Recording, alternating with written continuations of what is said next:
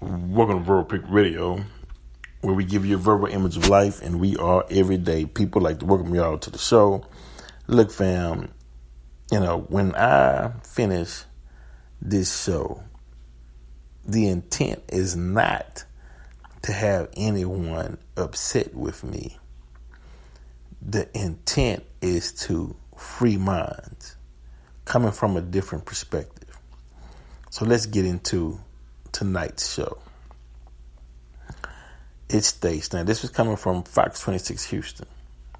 It states, the NAACP, wait, first of all, this came to me from Rock Conscious, and I appreciate you, sis, for sending me this. NAACP outrage after Pearland High School students walk halls wearing Confederate flag attire. Pearland, the Brazoria County NAACP branch, is calling for change after Pearland High School students walked the halls wearing Confederate flag. The NAACP held a media briefing at the Pearland Administration Building Friday afternoon in response to the act. Wow. I mean, come on. Are y'all, before I even get into my take on this, right, I just want to see if you all catching the problem with this, right? Let me read it again, just in case. I want you to think over it. I'm going to read this again. I want you all to just ponder for a second, and then we're going to get into the discussion, right?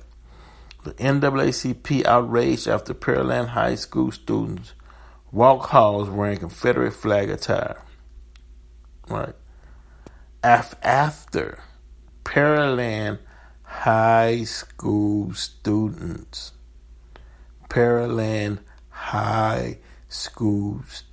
right? Well, then if they high school students, then they are of childlike ages and teens who are sons and daughters of actual live parents. Read some more. The Brazoria County NAACP branch, they're calling for a change, right? They're calling for a change of the actions of high school students who walked the halls wearing Confederate flag attire, right? They're calling for change after Pearland High School students walked the halls wearing Confederate flag attire. The NAACP held a media briefing on this now at the Pearland Administration Building Friday afternoon in response to the act of high school students wearing the Confederate flag attire in a public school. Now, where did the high school students, where they get their mindset from?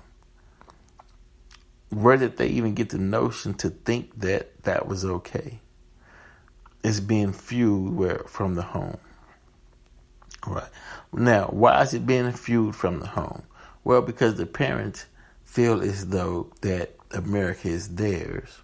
One, they feel like they're under attack.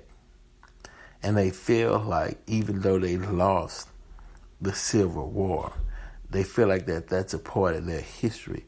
So they must uphold it. And so they would send their students to school wearing the Confederate flag in defiance to the sympathy, in defiance to the frustration of the black students who's under the mental anguish of racism in all across America, right? So they do this for a reaction. So you can get upset, you wearing that Confederate flag, this and this and that, right? But my question is, what's the proper response from black people? You would never never stop a percentage of whites from being racist. Just look at how many votes Trump got. A lot of black people were saying, man, Biden gonna whoop Trump by a landslide.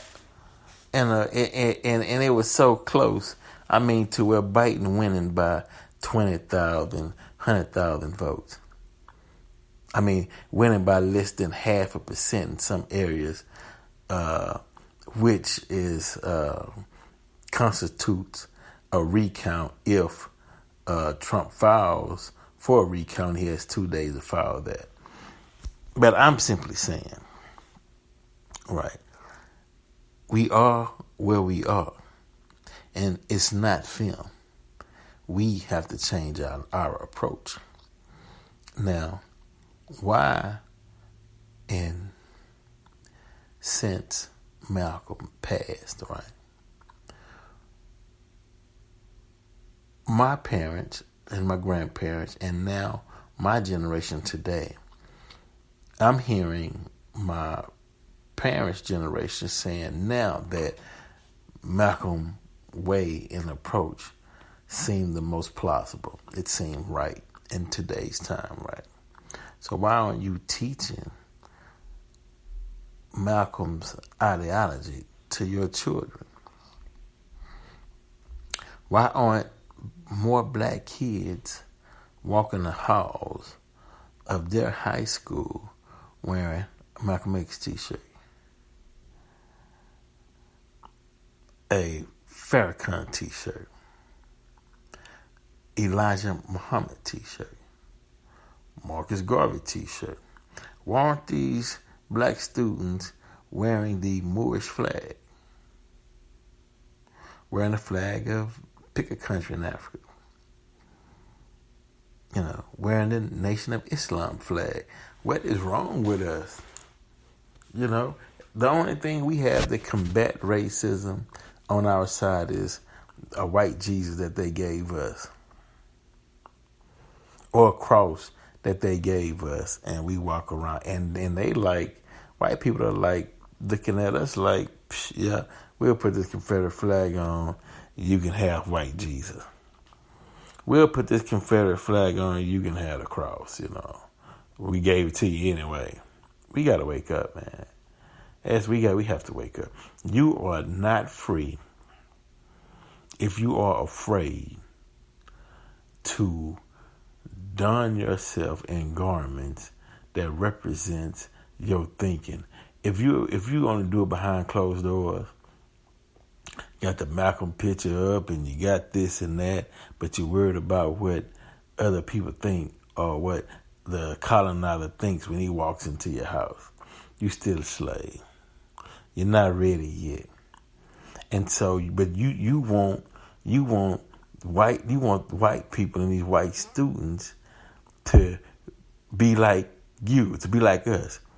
You know, you can't be walking around with that Confederate shirt on. That's just not right.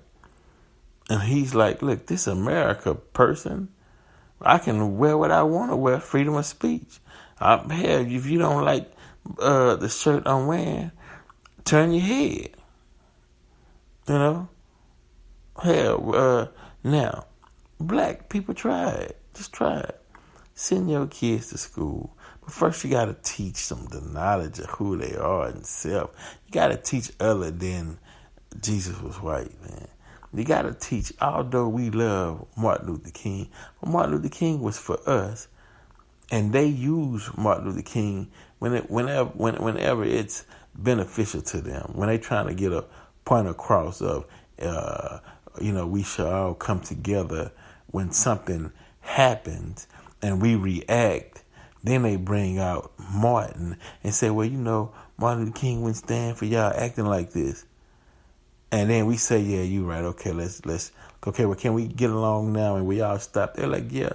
As soon as that energy dies down again, they back at it again. And we like, damn. We got tricked again. We got played again, right? So, I don't know. I don't know. But I want to now, we're going to get further into this because I haven't heard this, y'all. We hearing this together. I didn't even sit and listen to it, but I want to play some of it for you all. Coming live from Fox 26 News. This is the representative for the NAACP, the Brazoria County NAACP branch, on what took place, Practice. This is not just a one-off incident. Pearland, this is the same school district, the same campus that last school year sent out the nigger video from high school seniors. This is the same school district that doesn't value black lives. As we can see, they color in our children's hair. We have faculty that says things like Irish had it worse than anyone else, and just denigrating and belittling the black experience. And we are frustrated. We're tired. We're angry. We will not stand for this. Education, schoolhouses are supposed to be educational safe spaces. Okay, first of all, of course they're going to say the Irish or anything had it worse than blacks, when the facts doesn't prove that, but they'll say that just to upset you. They just throw it out there so you can have a reaction, right? Because they know that, one, it's a cat and mouse game. One, you're trying to look for them to have some type of sympathy and understanding of the pain and suffering that was experienced by black people in America, and that still is being experienced, right? And they'll throw something out. Really what they're saying is, man, I never agree with you or admit to you how bad your plight is and was in America. Never. I would always throw something out there to throw you off, to even make you more upset. They like, but they're not going to tell you, look, man, really, you just need to be worried about building up yourself and your people and challenging all the ills and wrongs that the colonizer done to you. That's your position and your job. But if you expecting me to do it, it'll never happen. Pearland ISD has demonstrated time and time again that our children that look like me and that look like all the others that are out here are not safe on our campuses. From administration to the students, we see Confederate flags walking down the hallway. And again, for all those who want to make this a racial issue, the Confederacy was a group of domestic terrorists that wanted to destroy America, period. They fought to own people that look like me and my ancestors and the people that are going to look like me to come forward. And we can't have this. And the NAACP will always stand and fight for our children's rights, fight for our community, fight for equality for all. And this is unacceptable. And Dr. Kelly, this is one incident too many. It is time for you to head on address this, not with superficial. Wait, fight for equality for all. There you go. So we have to put ourselves first at the focal point, and then we'll deal with the all later. Because when you take a stand and you use words like, if you don't say, look, we as a people, as a community, we will not allow this anymore. It's time to deal. Now you get attention. But if you come and say, we all, inclusive of everyone, we all need to do so and so, and they're like, come on, the odds of getting all together. The odds are better if you say, your people, your community, black people specifically, now we have something to deal with. But when you use the term we all, then that says infinity, that says time, that says a daunting task. Can we all get along? Well, now we all can't, because some people are not going to agree with the all. Some people say, I deal with you, but I'm not dealing with everybody you bring. I deal with this group, but I'm not dealing with all. Come on. Statements, because we've asked you as the NAACP to partner with us in the George Floyd initiative that will bring about the TEA-approved African-American literature that will teach children why the Confederate flag is such a bad demonstration and why it's such a bad marker of American history. Well, one, they're not going to do that.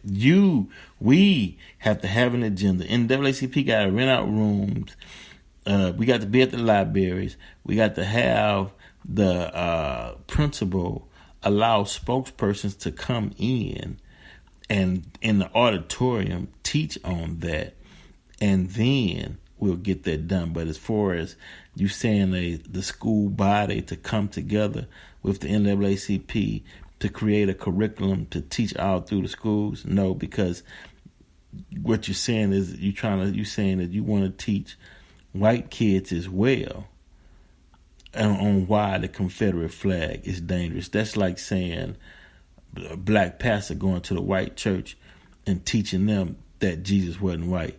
It's just not happening. Our approach, we got to find a different approach. Let's continue.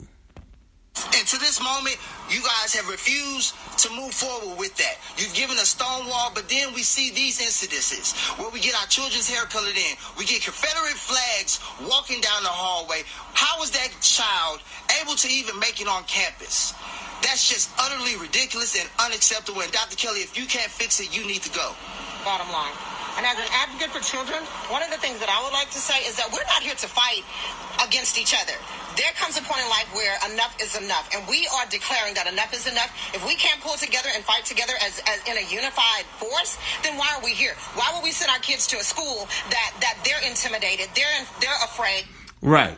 Why would you send your kids to a school where they're intimidated and they're afraid? We're not here to fight. Well, they dare to fight. They dare to fight. That's why they did it. So what are your responses? We're not here to. Well, what are you here for? You know, are you here to stand your ground and demand your rights, or are you here hoping that they will treat you right out of the kindness of their heart and see you as their equal and see you and we all brothers and sisters in America, black, white, and like a kind. We all one big family. They don't want to step out. They don't want to speak up because they already know the outcome. Enough is enough. We are demanding a change. We want to see things change for our children. And until that happens, we won't stop coming out here advocating. And we will not stop fighting. Can we back up and just walk us through what happened this morning, what time, and what did the students say they saw in the hallway? Okay, so this morning at about a little after 7:05, the mother who does not want to be on camera for the sake of retaliation and for the fear that it may put her family and her child in, they received a text. The mother received a text message picture of that incident at 7:04. It was message to the NAACP by 8:15. We reached out to Pearland ISD with no answer. We reached out to via calls, no responses. So we said since they didn't want to address it, we will come here and address it ourselves. Exactly. And while we're here in the parking lot, we're not just the NAACP, but we have community members. We have parents, mothers, fathers who are tired of Pearland ISD's unwillingness to address these issues and make educational schoolhouses safe places for all children. Mind you, this happened at 7:30 this morning. It wasn't until 10:30 that the child wearing the Confederate flag was brought into the office and then asked, mind you, to go home and change clothes. So from 7:30 to 10:30, this child was allowed to walk the campuses, the hallways of this school, and nothing was done about it. The teachers didn't make a issue out of it. The principal didn't make an issue out of it. You can't tell me that the adults did not see this and that they didn't see that was something. Well, of course not. The white adults didn't see a problem with that. They probably applauded him, right? You know, you can't expect them because that's their beliefs and that's who they are. What you can do is say, okay, I tell you what. First of all, we'll go back to Nation of Islam teachings of Yaqub and how white folks was grafted, right? You got to put the clean glass next to the dirty glass, right? You got to walk around the school with on a shirt wear Elijah Muhammad on the shirt, wear Marcus Garvey, wear Noble Drew Ali, get a Pan-Africanist shirt, get a Moorish flag, get a Nation of Islam flag. You know, no, don't worry about what they do. You just do you and have them worrying about what you do. Right? Because this is a good teaching moment. What it's saying is, hey, if you all can do it, let me show you our people and our history. Wear a Nat Turner shirt. Wear a John Horst shirt to school. Educate yourself on your own history and facts and wear it. If to contend. Because sometimes that's the only thing that they'll understand. Sometimes you got to fight fire with fire. Something wrong what's wrong with that. So at this point, from 7:30 to 10:30, nothing happened. At 10:30, they sent the child home. At 1 o'clock, we're calling the school and no answer. What does that tell you? They don't want to deal with it. We're having all kinds of systemic issues. Now, this isn't the first time something like this has happened in Pearland ISD. What do you think the school district should do in order to address sort of this pattern of incidents? They really need to. Wait. Trick question. Okay, now this white lady, trick question. See, she on code too. Well, what do you think the school should do to address this issue? Let's see. A realistic inclusion and diversity committee, not something in-house, because we see in-house, there are issues in-house that they don't want to address because we keep having incident after incident after incident after incident with these matters where it comes to African-American children or children of color have to deal with these incidences and they're not addressed full on. We get super. But now we're going to always deal with these incidents because they're not being addressed properly.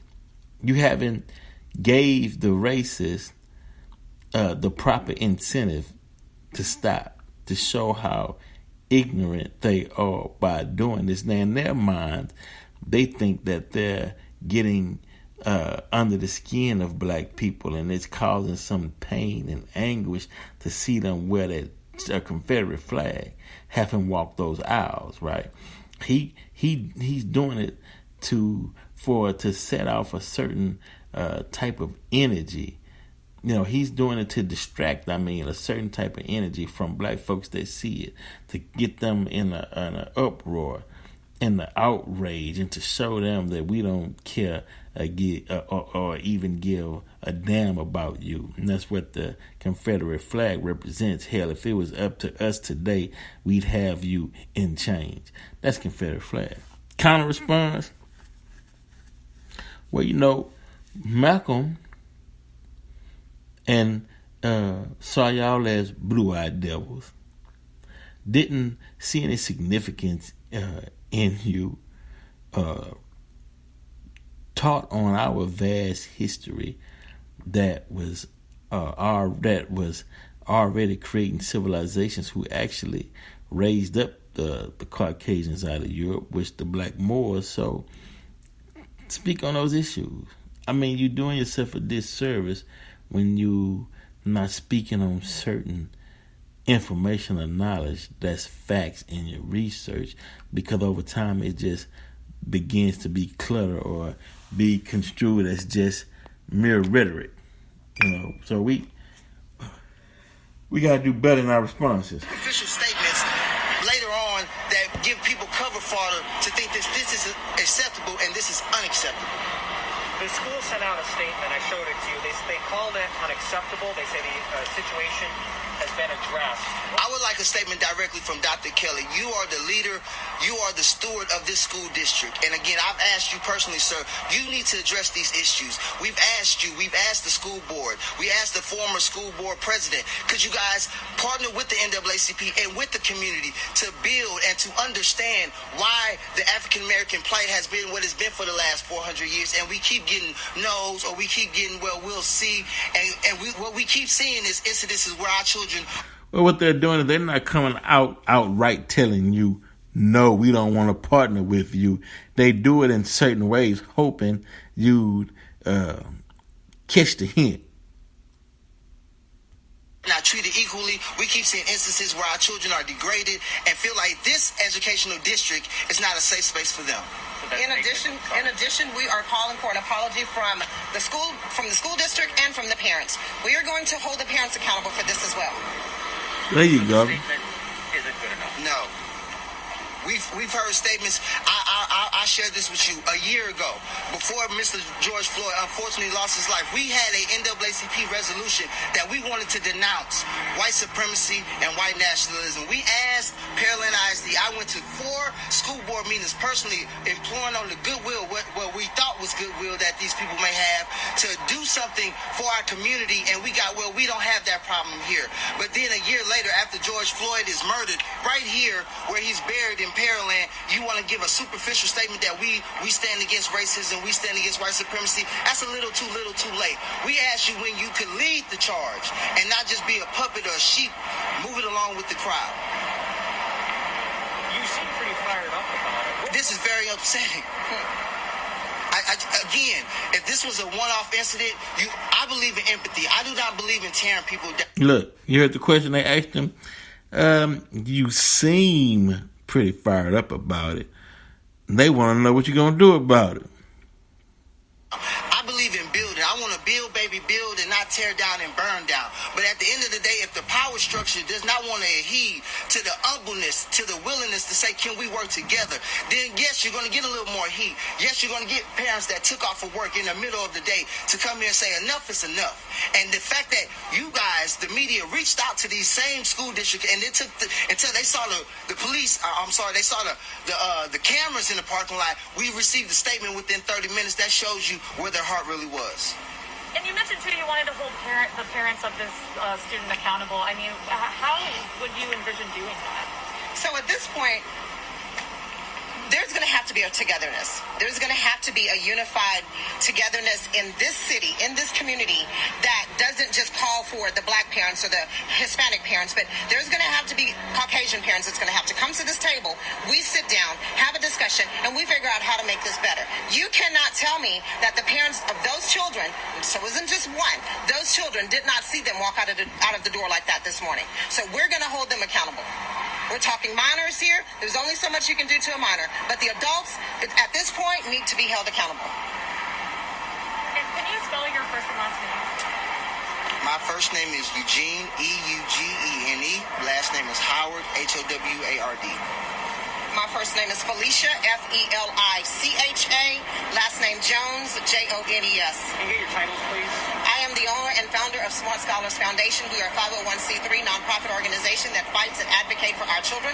I'm also a part of the executive board for the NAACP. And Ms. Felicia, go ahead, Eugene. I'm sorry. I'm just the NAACP president, that's all. Ms. Felicia, I'm just going to ask you, I mean, considering what you do through your organization, walk us through fundamentally what it does to children to see other children walk through school with that flag on, and psychologically what needs to be done to combat seeing that imagery. So yesterday I had the opportunity to go to 2 schools, and let me just name one, Worthing High School. I went there to mentor the girls, and we implement our mentoring program. Those girls are super, super excited to have somebody to come in there, shed light, show concern, show love, let them know that they have people that are fighting for them. To have, in return, these kids to experience what they experienced on today breaks my heart. It breaks my heart to see these kids to have to endure such racism and bigotry. So I can't walk in the shoes of a child at this point, but I can only imagine what they're feeling and what they're enduring and how they feel right about now, thinking that they have to sit and allow this to happen on their campus and nothing can be done about it. So as an advocate, we go into the schools, we fight for our children. To me, fighting for our children means standing up when they can't stand up for their own selves, and that's what we're here for. Yeah, that is a form of fighting. Yeah, I was wanting to ask you, we talked about this social media post that this guy apparently Houston made about... Yeah, okay, that's about enough of that. You know, my point is, look, it's 2020. Trump, your President Trump, right, is on his way out, but Trump is showing you kind of a mirror of how we as a people act when white people are trying to push us off the plantation or trying to say, hey, you know, let's separate, you know, we're not getting along or whatever, and we're trying to say, but hold on, you know, let's try this solution. Let's sit at this table. Can we get along? Okay, we need to try this diversity program. We trying to, you know, it's like Trump. Hey man, you lost. No, where we gonna take it to the court? Some of the ballots was wrong. Dude, humble yourself. You lost. Just go quietly. No, it's not fair. I've been cheated. It's rigged. You know, It's a phony election. It's not right. He's tearing down democracy. We're tearing down our strength and our future by trying to get an unwilling participant to join in our cause and what we feel is the right thing to do to have a peaceful solution between the two races, and in particularly the young adults, the high school students. Wow.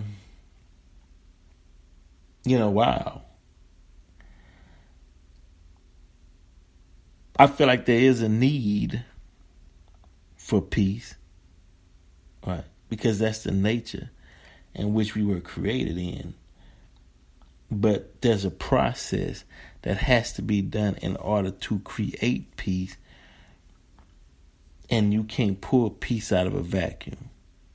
You can't wish peace in, right? You have to have something just as strong that you believe in and represent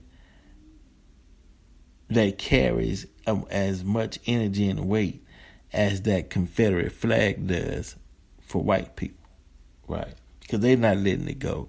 The statues, I can understand pulling the statues down because our taxpayers are paying for the parks and public areas that had housed the statues. But freedom of speech on his personal body, and they choose to wear a Confederate flag to throw it in your face.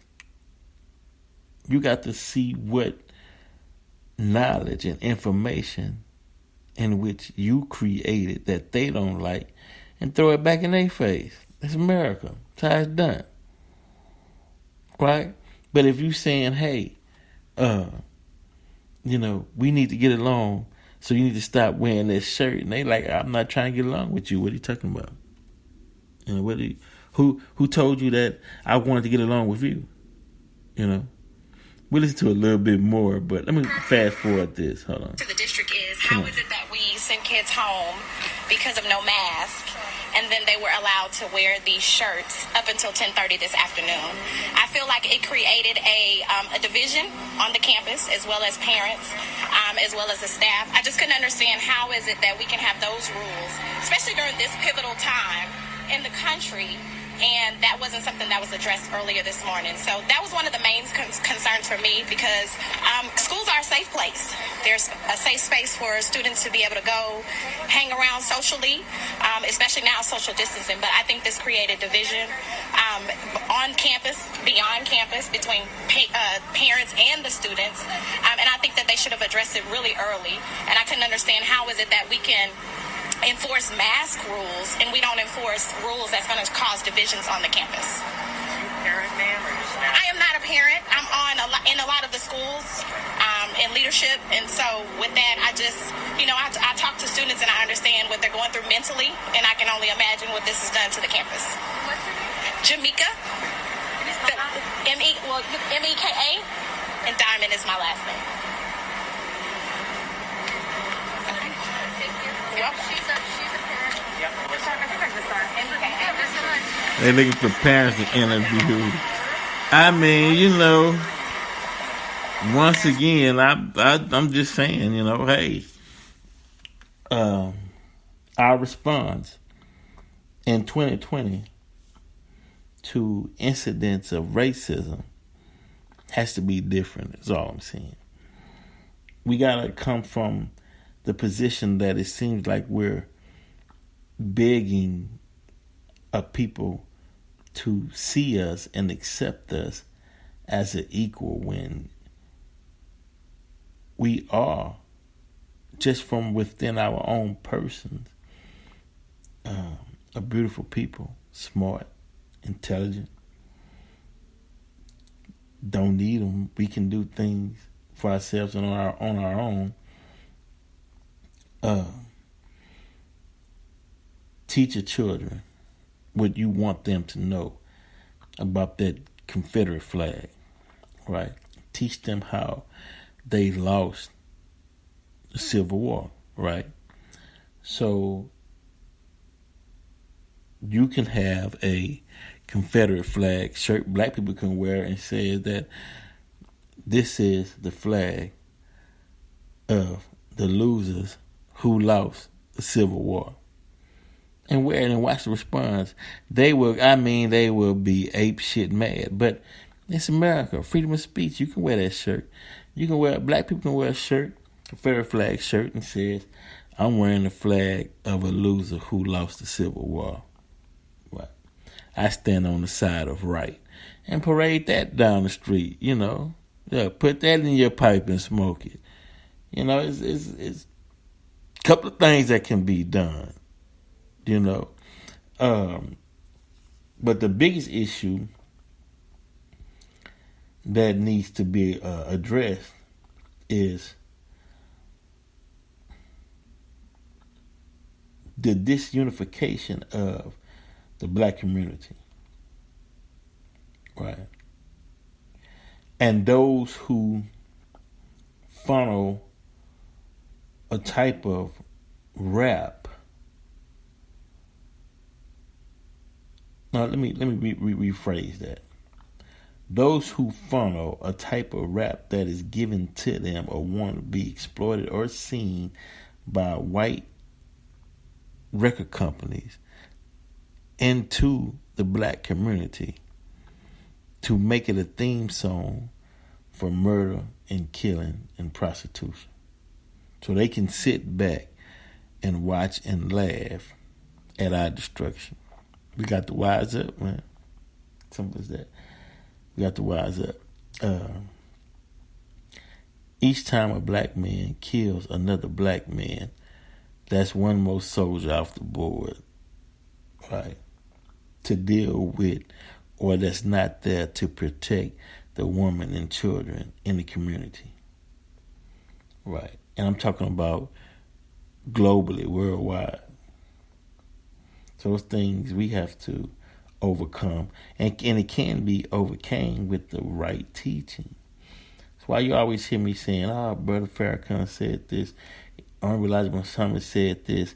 Look into Malcolm here. Noble Drew Ali said this. Marcus Garvey said this. Pan-African is this. A cult this. The Moors this. Right?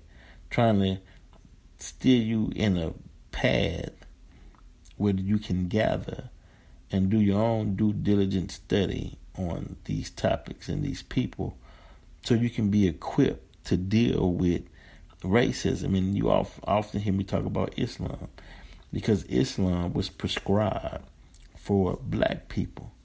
Why was Islam prescribed to black people? Because the white man, the colonizer, had put fear in the black people since we were babies. He put fear in us from the whip, from the murders, the hangings, the splitting black women in half and killing the babies and crushing the heads of the baby at the heel of his boot. And so here, a prescription to remove that fear that he tried to instill within us, then Islam removes that. So you don't have to be afraid. It's a remedy. So that's why you hear me say, read the Quran, or you hear me say, Malcolm, the Honorable Elijah Muhammad said this, Master Muhammad, Noble Drew Ali, Garvey, Pan-African, and so forth, to give you a knowledge to combat the false knowledge that was given to us as a people by the colonizer. Just think over that. Verbal Pick Radio, we're out.